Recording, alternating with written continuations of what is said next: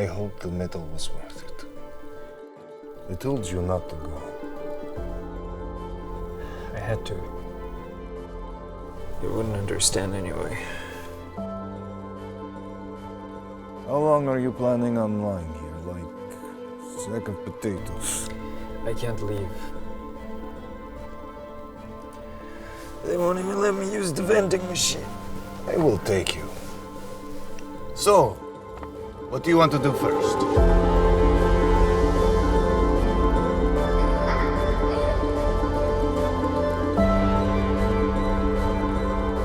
How's our town?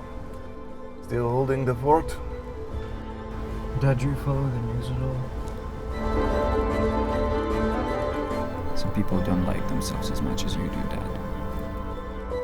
You don't know anything about me, do you?